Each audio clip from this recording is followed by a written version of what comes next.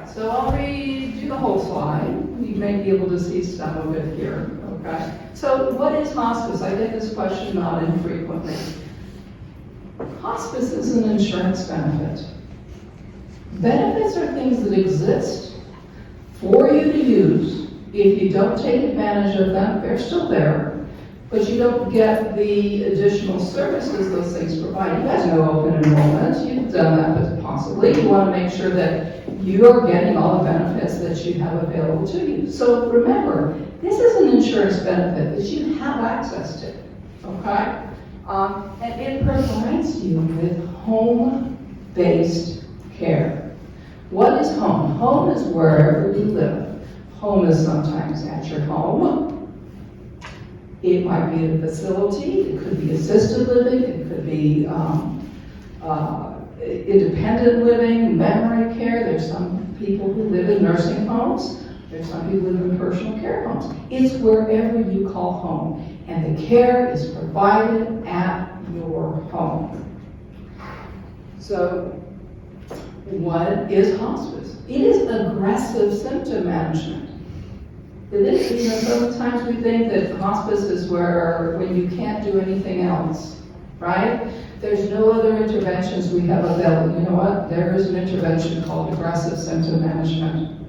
We want to make sure that that the patient is comfortable, and we want to make sure that the quality of life is as good as it can be. And what I like to tell patients is, hospice, how many times have you heard hospice is where you go to die? Hospice is not where you go to die. Hospice is where you go to live as well as you can for however long you have. So to live as well as you can for however long you have. And what we do in hospice is we focus on quality of life. Quality of life and family support. Sorry guys, I'm a mover and that would make me nuts. Okay, so we focus on quality of life for the patient and family support. Okay, so what is included in this wonderful benefit that I told you about? It is an interdisciplinary group, and it includes many players because it takes the village, right? So we have physicians in our team, we have nurse practitioners, we have nurses, social workers, chaplains, hospice aides, and we have volunteers as well. And this entire team works together to care for the patient and the family because of the services we provide. And one person can't, I can't do that. I need my team. They can't do that without me. I can't do that without them. That's what's an interdisciplinary team. We also provide medical equipment. So if someone is in need of a walker, a wheelchair, hospital bed, any equipment that a patient needs, we provide that. Because how many times are we paying rental for these equipment? And this alleviates the need to pay rental for these equipment. We provide the medical equipment.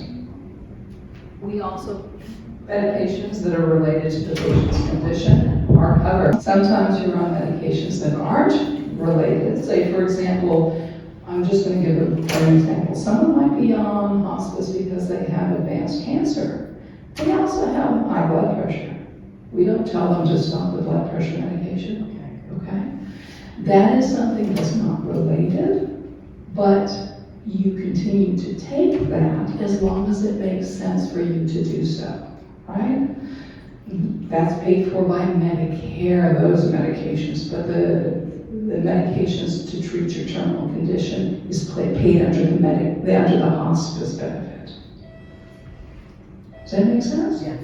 Okay. So we don't make them stop medications, but when you do get to a point where it no longer makes sense, like if you're on medicine for your blood pressure, and your blood pressure starts to go down, just as a natural course of your condition, then we'll talk about discontinuing it.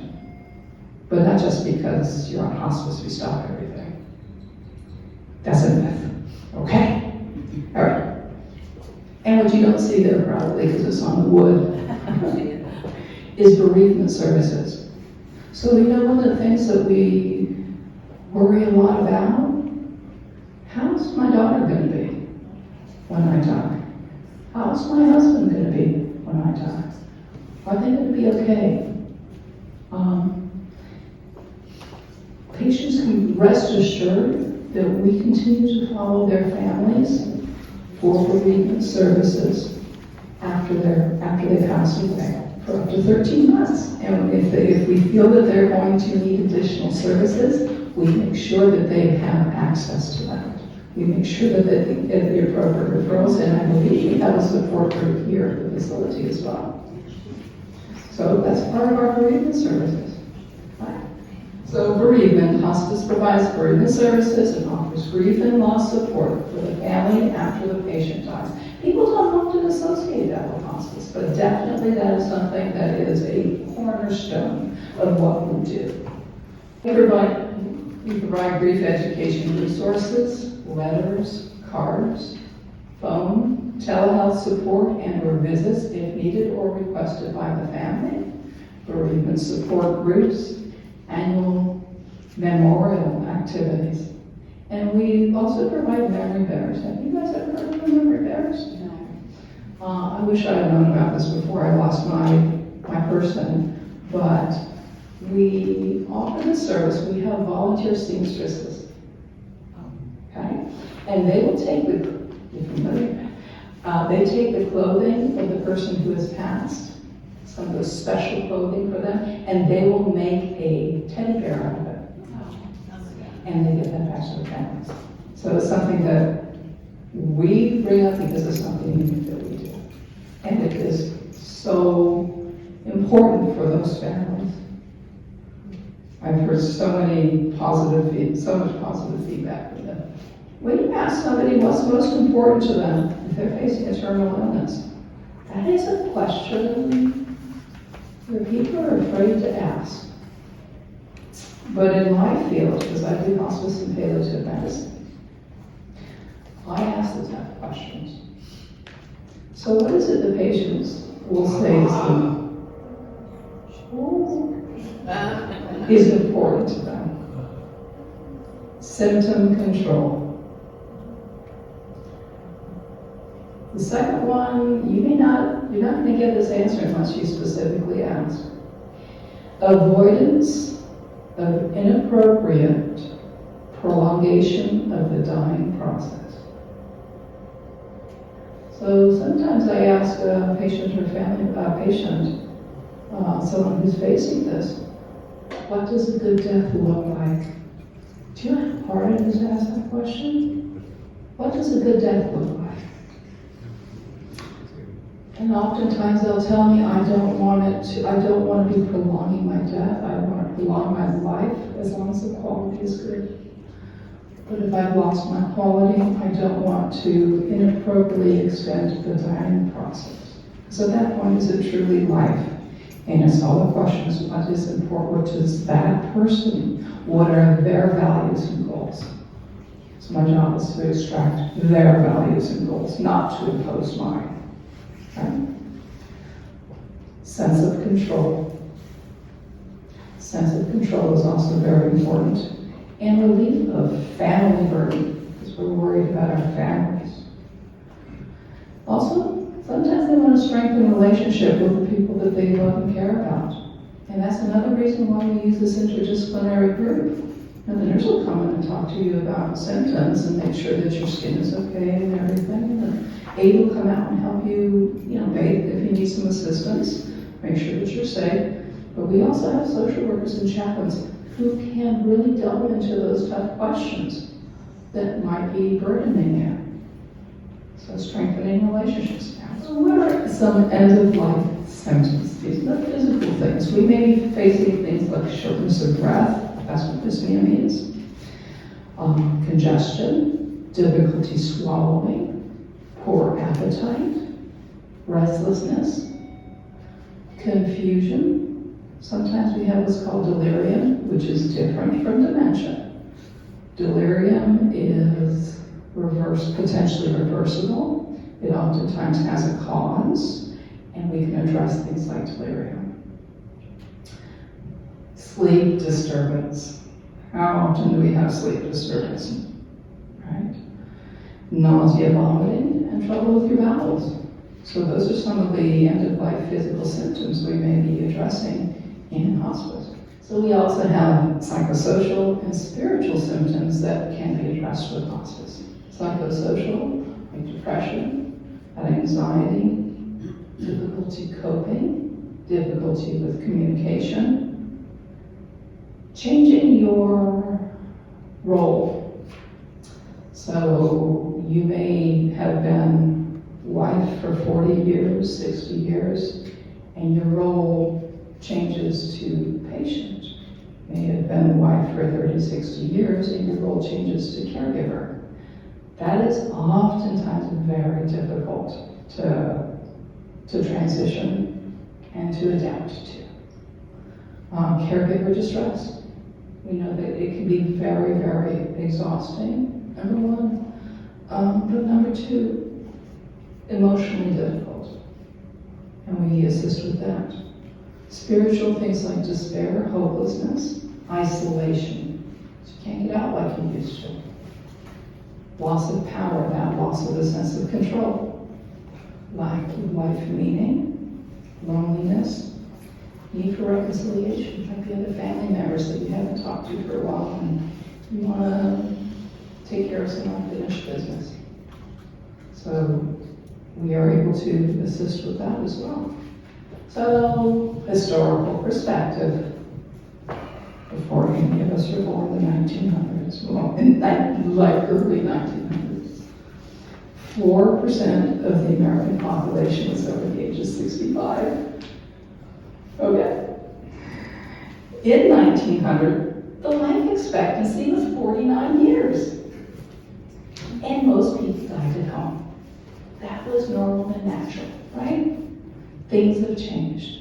So today, nearly 15% of the US population is over 65, from 4% to 15%. In 2017, the life expectancy in the United States was 78.7 years.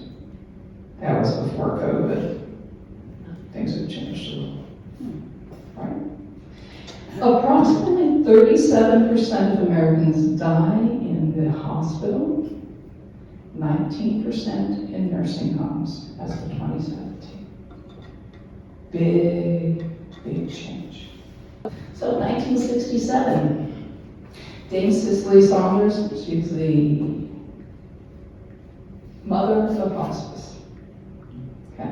She opened St. Christopher's Hospice in London. That was the first end-of-life hospice type organization ever created. So that was Dame Cicely Saunders, 1967. And in 69, the book came out, you know, Kubler-Ross's On Death and Dying, talking about so people started talking about death in a different perspective.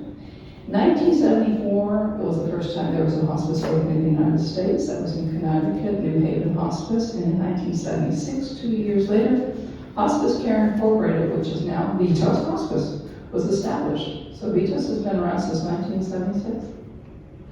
1978, the National Hospice and Palliative Care Association was formed to help kind of guide as more hospices were opening to make sure that certain standards were adhered to and that there was some consistency in care.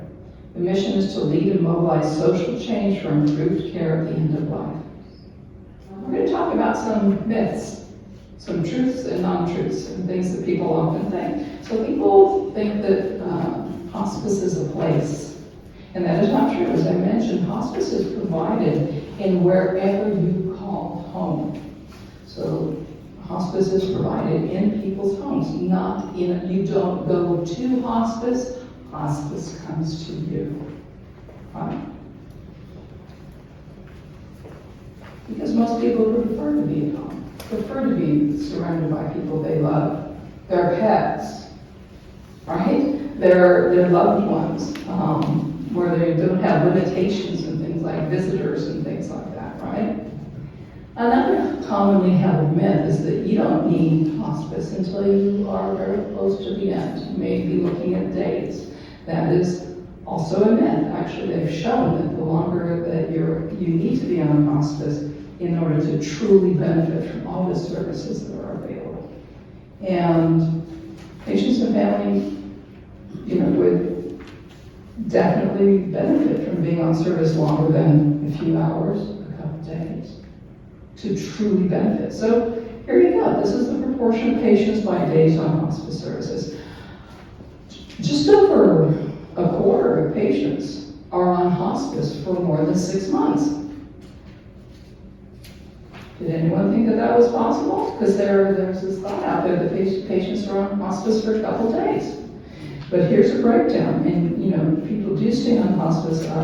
Sometimes they come onto hospice and they're very near the end of life, and they may have a question of hours. Is their family and is the patient truly benefiting from the ability to talk to someone about these things, the ability to make amends with their loved ones, all these things that I told you that hospice offers?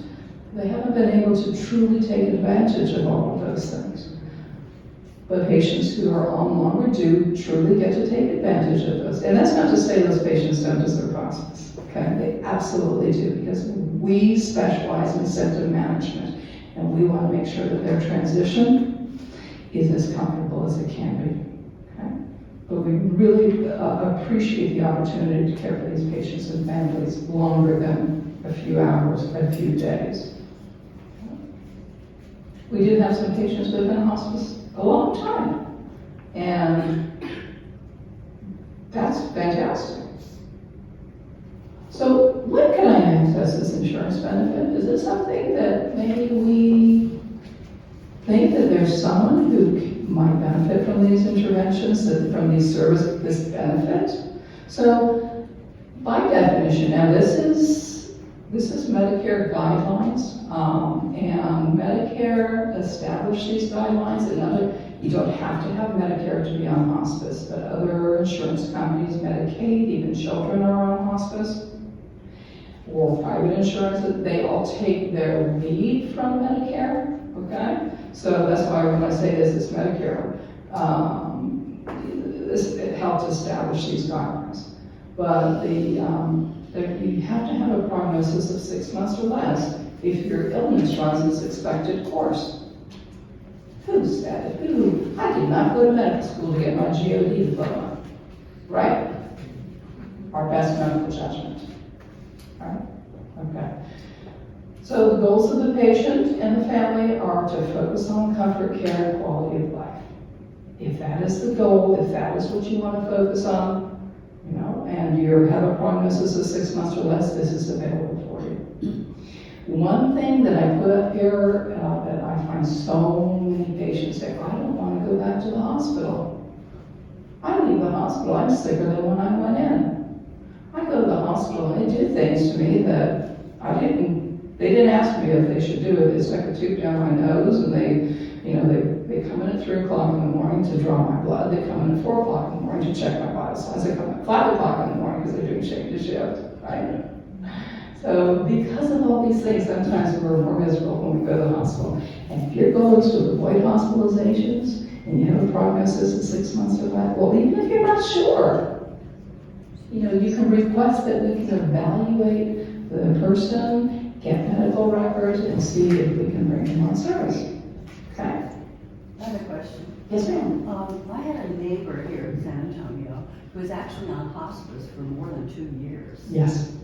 So, yeah. I just You wanted want to to get clarification. Now, he had a terminal illness. There was no way he was going to recover from it. Yes. And he lived with his wife, and they needed some help. But he was, and they needed help. So can you talk about that? Yes, absolutely. So what we are required to do is we monitor the patients, and essentially what we do is the Medicare guidelines and paperwork guidelines is that periodically we need to evaluate the patient and say, is their prognosis still 6 months or less, or have they recovered enough that they graduate from hospice? Okay, let me give you an example. Let's say someone has a stroke,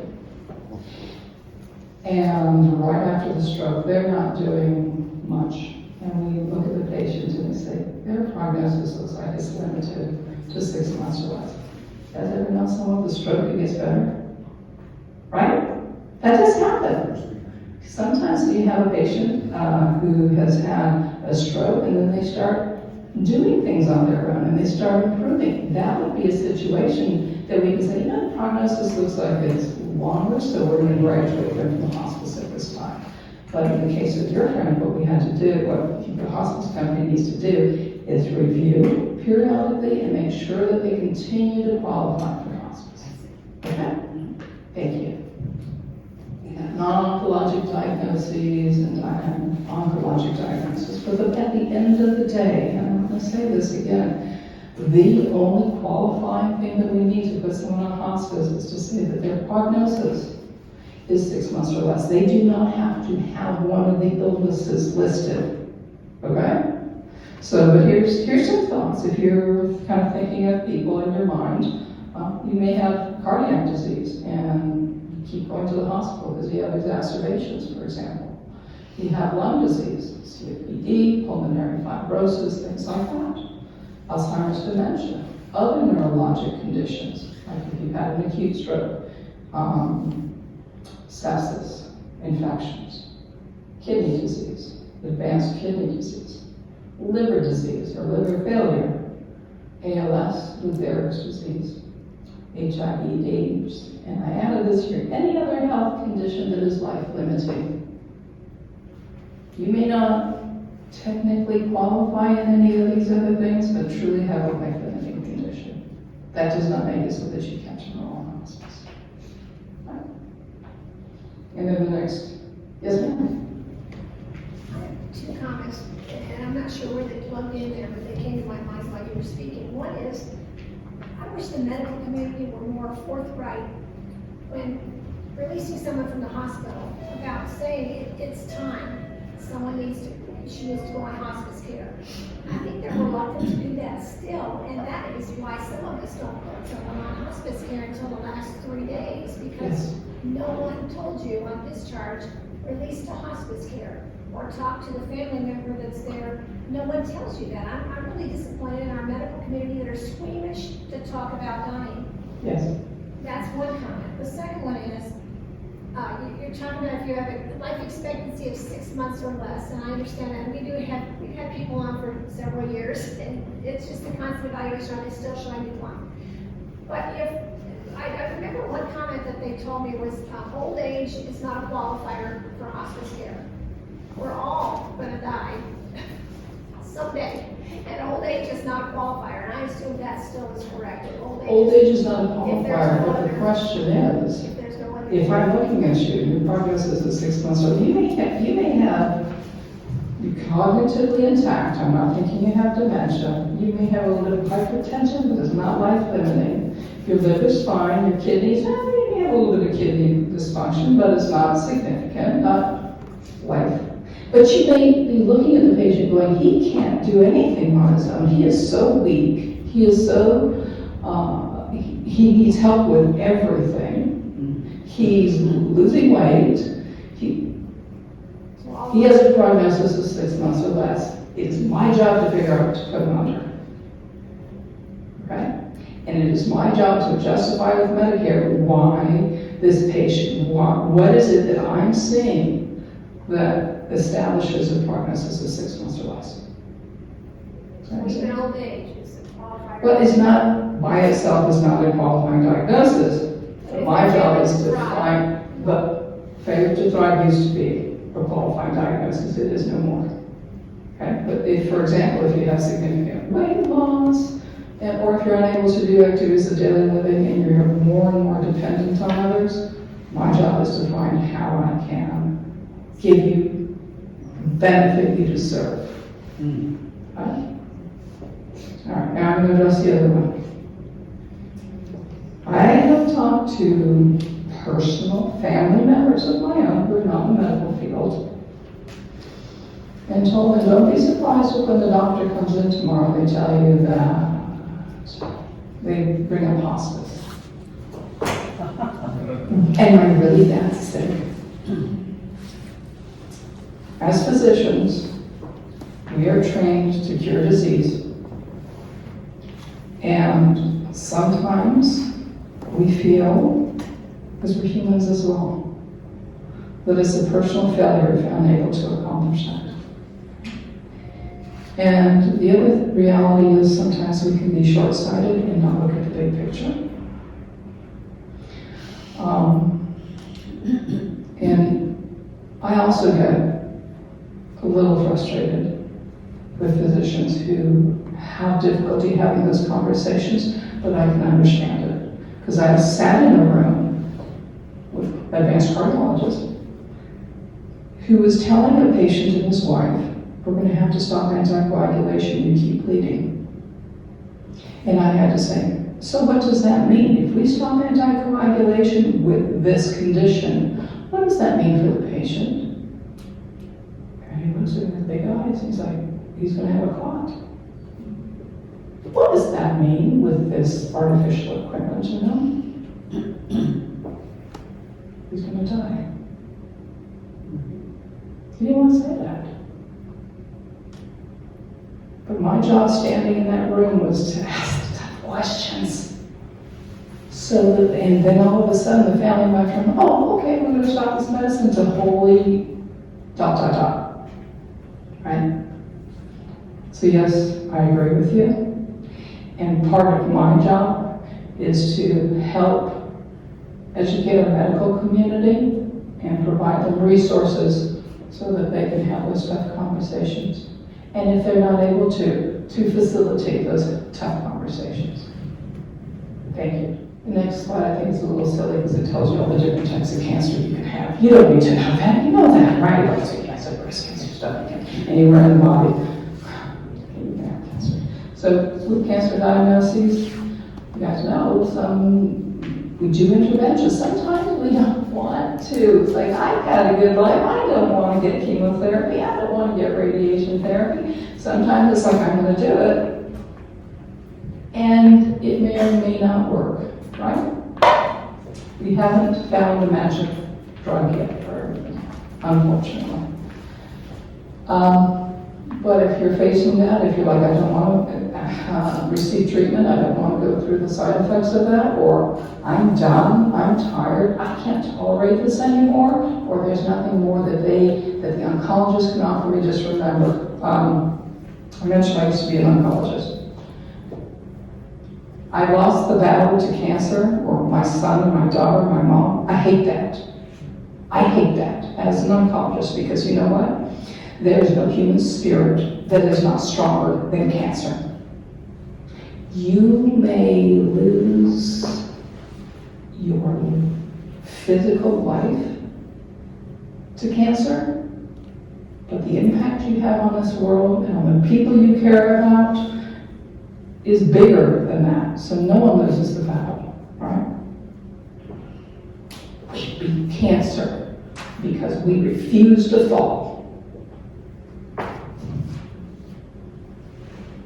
Yes, ma'am. So, if you're on hospice, can you receive cancer treatment?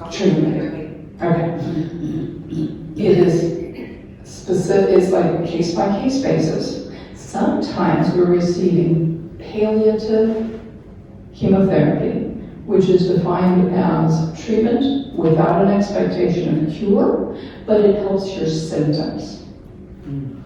They'll contact me as the medical director, and they'll say, this patient has this is what they're asking. They'll then be able to continue it. I pick up the phone, call the oncologist. What is the intent of this intervention? Is it palliative? Are there other things that can be done instead?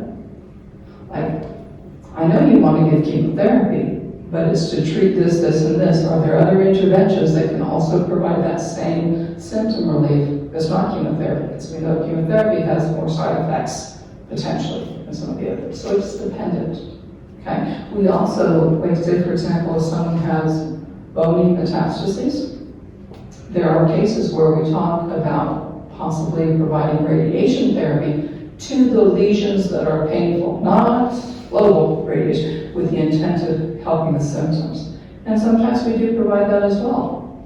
Okay? So I'm going to say it doesn't rule it out, and it is on case-by-case basis. Sometimes it's yes, sometimes it's no. Okay? Thank you. So what kind of patients do we have? This is as of 2018. About 30% of patients on hospice had cancer. About 17% had heart disease. About 15% had dementia. 15% other diagnoses.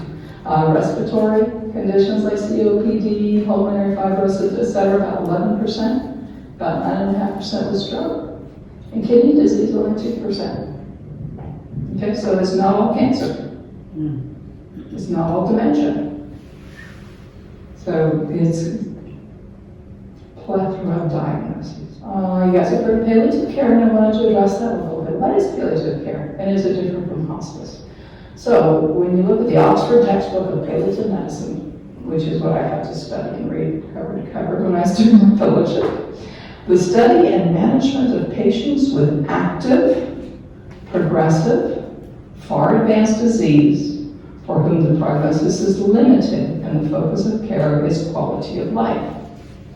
Okay? You'll notice it says prognosis is limited. It didn't say by how much. I'm going to tell you. So on the left here we have palliative services, and on the right we have hospice services. And the circle in the middle is the overlap, and it's huge. Okay? So I'm going to bring this up higher so I can actually read it. So palliative services are fee for service. They bill your insurance. They are paid for the visits. Right? So when you go and you see a palliative care doctor, they bill your insurance. Is for any stage of disease. Whether it's a prognosis of 6 months or less, whether it's a prognosis of 2 years, whatever the prognosis is. If you have symptoms, you can qualify for palliative care services. Okay? Regardless of the stage of your disease. You can receive palliative care services at the same time as you're receiving curative services. So let's say, for example, that someone does have cancer and they're receiving aggressive chemotherapy and they're not eligible for hospice because there's not palliative in nature. It's not with the, it is with the hope/expectation of cure. That's aggressive chemotherapy. You don't qualify for hospice, but you do qualify for palliative care. And they'll help you with symptom management. Okay? It typically happens in the hospital. There are very few home-based palliative care services available. Okay? So when you're looking at hospice, hospice is paid for by Medicare. Okay, so it's not fee for service. It is a global reimbursement. You don't have to worry about a bill coming to you. This is paid for by Medicare directly because it's an insurance benefit. Whether it's Medicare, Medicaid, or private insurance. These are limited to patients who have a prognosis of 6 months or less. All right, so if your prognosis is longer than that, you won't necessarily be eligible for hospice, but you may be eligible for palliative care services. Right? It excludes curative treatment, so if you're doing treatment with the hope, expectation of cure, that doesn't include that. And it is provided wherever home is. You don't have to go to a clinic. It's provided wherever home is. So how does this overlap? They're both looking at symptom management, comfort, reducing stress, complex symptom relief. It's related to serious illness. Physical and psychosocial relief as well. So people who provide palliative, so I mentioned my fellowship was hospice and palliative medicine. So many, not all, but many people who are palliative medicine physicians, the question is, did they do fellowship? Because I did fellowship, so it's fine, I do second one. And are they board certified? Because they learn in their fellowship some of those advanced interventions that can provide symptom relief. Okay? So typically hospice physicians and palliative care physicians typically have done a fellowship and or they have a board certification for that. But not always, because it's in the field. Okay? All right, so that's the overlap. We have a lot of questions about this, so I'm going to just have a brief pause here and see if anyone has any questions about that. Yes, sir. Comment. And I intend to say a couple of things. Yes, sir. Yeah, you've probably heard them. But for me, is what I did for the Baptist hospital system here. We had palliative care join the task force, if you will. What they brought in addition to their toolkit of medications was experience. You ask, well, why don't the doctors discuss these issues with the patient and the family? These are the docs that I can pretty much guarantee you would do that as part of their evaluation Ask the tough questions. and interact with the family. Yes. So that, for us, that, in what I did, it was a wonderful to have them and that particular skill on the site. Yes. And it was because there was an unfilled need. Because those doctors, darn doctors, weren't having those tough conversations for whatever reason. And we can enumerate the reasons. Absolutely. But palliative care is a relatively new field. But the need was identified, and that's why they said, we're going to make this fellowship, we're going to offer this additional training, and now they talk in medical school about how to talk to patients. And that went on in medical school. Now they have a required palliative care rotation, which I think is amazing. It's darn well about time. Am I doing okay with time? Dr. John, can you paint a picture of like what a palliative care patient looks like versus a hospice patient? Like kind of getting the details surrounding what that might look like, maybe that'll help kind of. So I know of at least one outpatient palliative care clinic. The question was, what does if I could paint a picture what a palliative care patient looks like versus a hospice patient. Okay. So I know that we have at least one outpatient clinic in San Antonio. I know of one for sure. I've been out of the state for a while though. So the patient goes into the palliative care clinic. And they see the doctor, the nurse practitioner, they address the things that they need to address, whether it's pain, whatever symptom they're having, and they receive medications prescribed through there. They also have the opportunity to talk to a social worker and chaplain. That doesn't happen in every visit by any means, but that's what that looks like, and then they leave the clinic and they go home. Sometimes palliative care, let's say for example, you're going to see your oncologist because you have cancer. Palliative care physician may join you in that clinic. So they may come to the oncology clinic, but you notice that's all clinic-based, right? They're not coming to your home. So their focus is making sure that the symptoms are managed and quality of life is maintained, which is also available on hospice. The difference being that, well, if your prognosis is 6 months or less, and you're no longer pursuing that aggressive curative treatment, you would qualify for it, and all those services that I just described would be provided at home, home-based care. There are times when patients don't want to say the H word, and do qualify for hospice, but they don't want to say it. They certainly don't want it because they believe some of the myths that I'll be talking about in a minute. And they may be eligible, but they continue to see palliative care, which they have every right to do. But they have to go to them. They have to go to them. And they're not getting truly the wraparound services that hospice provides. Did that answer your question? Anything else? We're 24/7 Oh, yeah. as well. That's another thing. So when you're seeing a palliative care doctor, if you have an issue between appointments, you're in the emergency room, right? They're not available. If you are on hospice and you have a symptom that's popped up at 3 o'clock in the morning, you call our triage number. And oftentimes we can give you advice over the phone. I know you have this medication at home, do this, this, and this. If we see a need to have a nurse come visit, it's 3 o'clock in the morning, we'll send a nurse out. That's not available on the times because it's a consult service. Mm-hmm.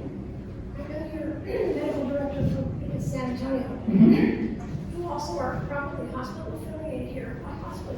I used to be, but I am not. They keep me very, very busy at Vitas. Another thing is, I sat with a patient who was, he had Parkinson's, advanced Parkinson's. He already had a feeding tube in, when he came to us in hospice care. And he continued to have that because he could not swallow. I recall seeing someone who was, they were telling me, my spouse was dying, they're starving him to death because he came in, he was not, did not have a feeding tube. And it's hard to explain, you don't do interventional feeding, correct? And So, just because they're not eating doesn't mean they need a feeding tube. so part of the natural disease process, and I talked about how things happened 100 years ago. Part of the body was beautifully designed. And when we're not able to manage nutrition anymore, calories anymore, because it's going down the wrong way, which is usually the case of Parkinson's, we're aspirating, or our body can't absorb and utilize those calories appropriately, our sense of hunger goes away. Right? If we're not able to swallow or we're not able to use those, what we see sometimes is when we're truly looking at the end of life, the last few days or possibly even weeks, if you're not able to utilize that, some of that fluid, especially if you're doing intravenous fluids, some of that fluid builds up in the legs and in the lungs. And when you have fluid overload in the lungs, you can't breathe. The body is designed to stop that intake. So, are we allowing someone to starve to death? Starvation is here. It's not necessarily what the body is sensing. So, are they really starving? Are they really hungry? If patients are having difficulty with aspirating, going down the wrong tube, oftentimes we'll say you can do pleasure feeds because that's what's important. It's the taste of that. What chocolate? For me, chocolate. Just said chocolate. You guys heard that? Okay. But is that pleasure? And sometimes that's what they want. Did that answer your question? We're not going to say stop the peg tube feed. Now, when the body's no longer absorbing the peg tube feeds, the artificial nutrition, it's not absorbing it, and you start having regurgitation, it starts coming up, you're not absorbing it, and that's our signal. We've got to decrease that, or we've got to stop it. And when we put too much protein in the gut, you start having blood in your stool. So if we start seeing that, that's our signal. We need to have a conversation about slowing down or stopping those things, because they're actually harmful at that point. I guess the hardest thing is educating the family member. Yes. They think you're overdosing my mother, you're starving my mother, you're. 99% of what we do is education, because we're not there 24 hours a day. You are. You need to know when we are not there, how to take care of this person. I want to do the best for them. We're there to tell you, this is why we do this. This is why we don't do this. So at least 90% of what we do is education, so that they have the information they have to provide that care. Excuse me, if a patient is cognizant enough to say, I don't want that too, and I'm not hungry, can you just say, fine, we're gonna let you go? Yes. You could do that on a Yes. hospital. Good. It's called patient autonomy. We believe very strongly in that. Thank goodness. And I mentioned earlier, my job is to find out what's important to you, not to impose my values on you. Hospice helps people with advanced illness die more quickly. False. We mentioned how you have patients on service for 2 years. We're not in the business of helping you die more quickly. We're in the business of honoring your wishes and values and goals. Right? And if your wish is to, say for example, we have patients, it happens very rarely, but there's a new thing that we've been talking about, patients who voluntarily stop eating and drinking because they have determined their quality of life is not acceptable to them, not to us, to them. That's their choice. We don't hasten it. That's their choice. We don't do anything to hasten or to defer the dying process.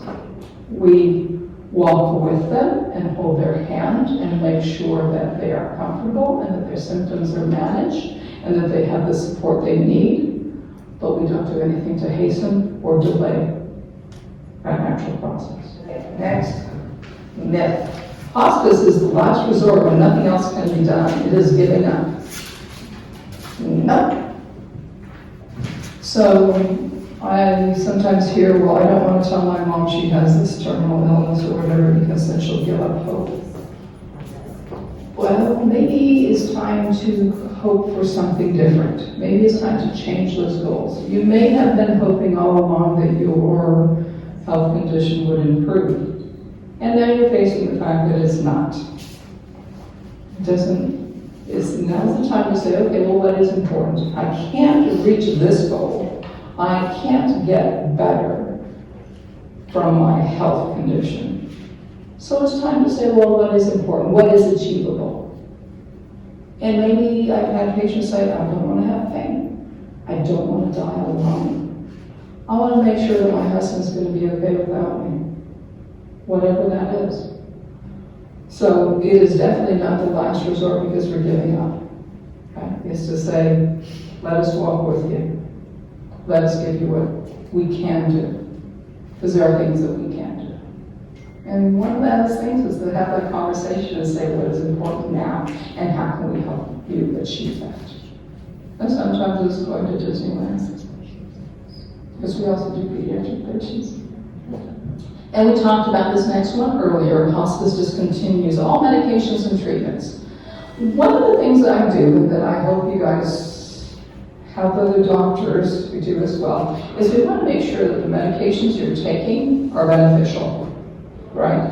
Because we don't want to take so many pills that we're not taking food because we're full with pills, right? But one of the things about hospice is we do something that's called shared decision making. So we provide you information about why we feel this medication is appropriate or no longer appropriate so that we can have a conversation to make a decision about this medication, okay? We don't make you stop things. I was talking about the blood pressure medications earlier, but when it no longer makes sense and your body's not tolerating it or you're not going to benefit from this medication, then we'll have a conversation about discontinuing it. But we don't make you stop everything, okay? Hospice administers morphine to hasten death. You guys heard that? I'm sure you've heard it. Right. I've actually had doctors tell me that too. Are you just going to let him linger forever? Or are you going to start giving him morphine? That is not the intent of morphine. The intent of medications is if you have symptoms. Have I ever seen a patient who did not have pain and did not require morphine at end of life because they didn't have pain, they didn't have shortness of breath? Yes, I have seen patients who haven't needed those things. But there are patients who do need those things. And like I said, it's not to hasten death, it's to make sure that they're comfortable as they're transitioning. So we do not administer morphine to hasten death. Sir? I believe we'll find that it has been found in some studies that transferring to hospice care / palliative care, Reduces. using that as the inflection point, actually results in a longer lifespan than active treatment. And that is reasonable to point out to the families. Will it be forever? Absolutely not. Do we have an expected outcome? Absolutely we do. But the extension of that and the comfort that goes with it comes with that treatment. And that's a New England Journal of Medicine article from a long time ago. But we can talk about that. But that was actually powered to find out if people with end-stage terminal lung cancer had better relief of symptoms, whether they were receiving, actually it was palliative care versus not. And they found that the relief of symptoms was improved. What they did not power that study to determine, and it actually happened, was how long do they live? And they live longer if they're receiving that symptom management. If they were seeing palliative care docs and getting that symptom management, they live longer with terminal lung cancer. There's nothing in that medicine that was treating as lung cancer, it was making more comfortable. And when you're comfortable, you live longer. Thank you.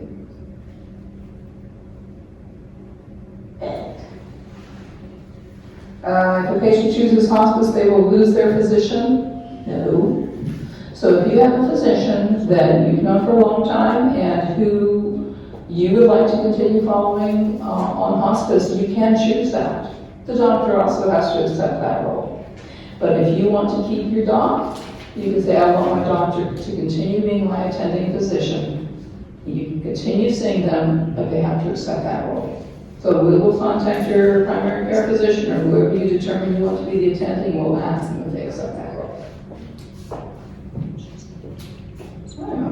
If it was me, I'd want my doctor. If the patient chooses hospice, they are obligated to stay on hospice? No. Couple things. If you choose to come off hospice for whatever reason, you absolutely can, and your regular benefits, your regular Medicare comes right back into play immediately.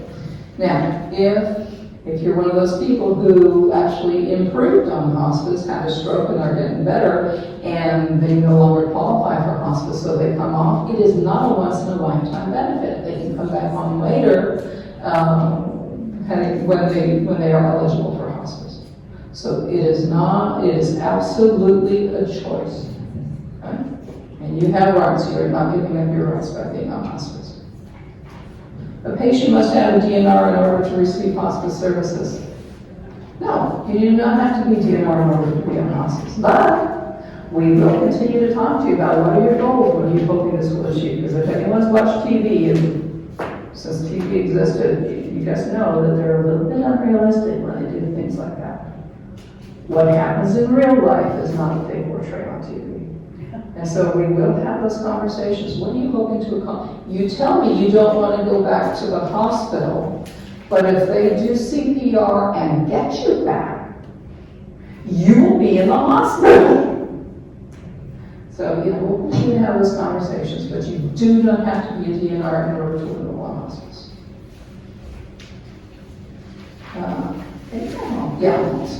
So, hospice care is associated with better symptom relief, patient goal attainment, you reach your goals, and quality of life at the end of life.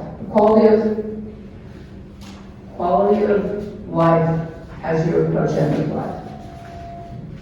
Families of patients enrolled on hospice more often reported that patients receive just the right amount of pain medication to help with shortness of breath or pain. So we consider that, are they giving too much? Well, what they find is that when someone's on hospice, that the families feel that they got just the right amount. Because another thing is that they're involved in those decisions. They're involved in those things as well. Families of patients enrolled in hospice also more often report that patients' end-of-life wishes were followed because we respect patient autonomy. And they received excellent quality end-of-life care. That is all we can hope for. Family of patients who received greater than 30 days of hospice report the highest quality end-of-life outcomes because they had enough time on hospice that they were able to benefit from all the services offered. So in conclusion, hospice is a service, not a place.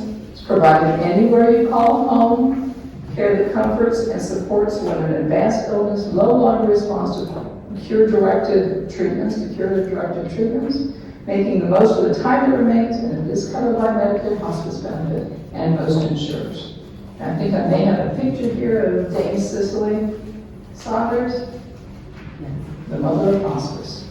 Her quote, "You matter because you are you. You matter to the last moment of life.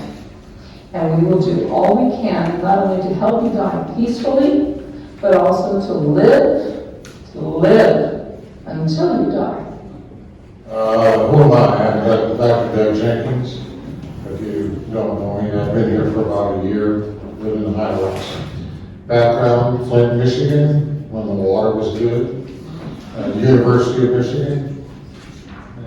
Air Force.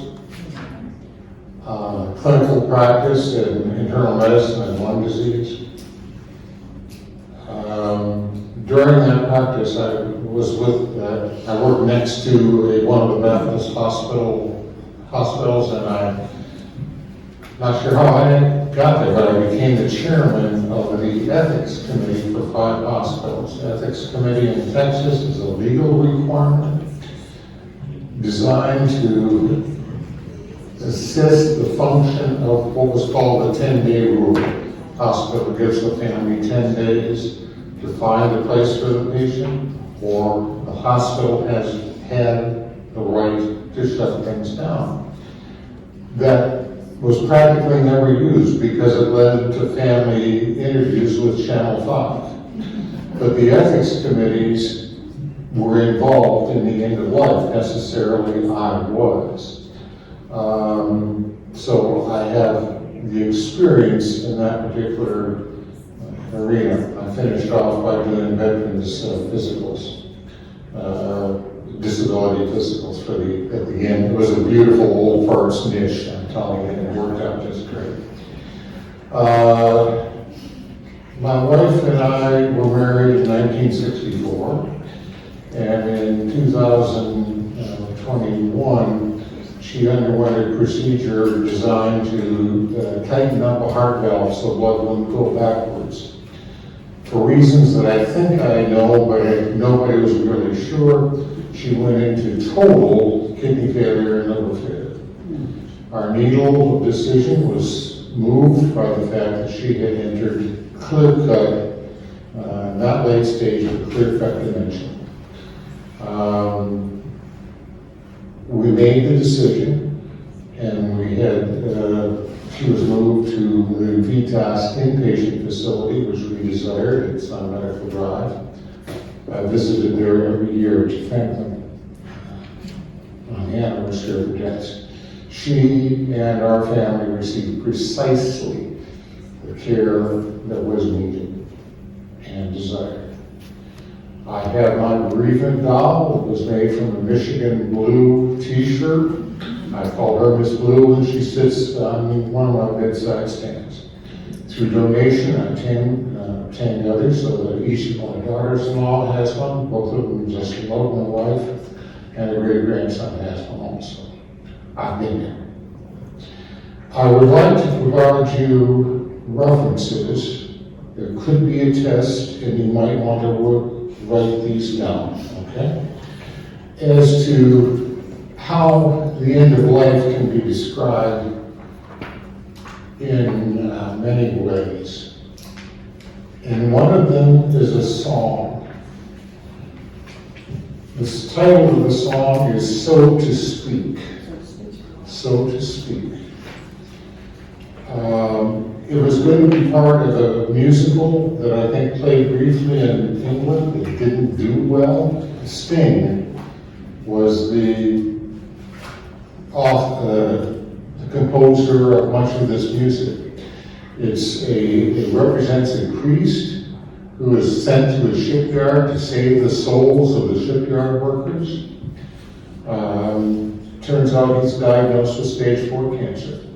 And this is his response. If you look it up, you can find it under The Last Ship, which is the title of the show, or actually So to Speak. I would ask that you work hard and find it to play it, because the music transmits the lyrics just beautifully. But part of it is to say, this ship has already sailed, so to speak, as he discusses his status and his outcomes with a friend. It is beautiful.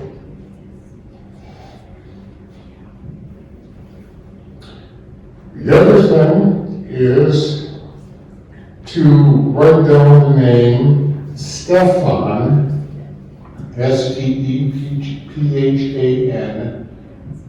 Pastis, Pastis. California, that might explain some of his behavior, I think. He was an attorney. That explains the rest of it. He became a cartoonist. And his cartoon is Pearls Before Swine. I said, you know that, right? If you look up, and I just did it to make sure it still happens. If you look up Stefan Pastis and 8/25/24, this is a cartoon that came out on Sunday, August the 25th, 2024. I happened to be visiting one of my sons and his wife at the time. I cut it out and framed it. It has to do with a conversation with Miss Pig. Apparently, the cartoonist lost a family member, and I couldn't find any more details online. But it ends up, can you see her in your mind? Can you hear her? Can you still smell her? And now they're standing beside a headstone, and he said, well, then she hasn't. She isn't really gone. She's just moved. And the last frame is Pig giving the cartoonist a hug.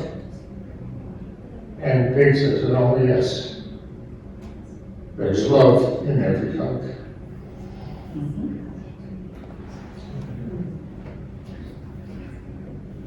So you can, excuse me, feel free to look that one up too. It's, like I said, you can do it. But to tell you I've been there, my family and I have benefited from hospice. My wife benefited from hospice, although she didn't need much care. She was at the facility for about 3 days. In fact, the nurse had walked out of the room in the morning as I came in. She said, everything's going okay. I walked in the room, I still, for some reason, had my stethoscope in the low back. And I was the one that defined the heartbeat was gone. And I was glad I could be the one to do it. Hospice is effective, it's wonderful, it's worthy of note. Thanks. Thank you.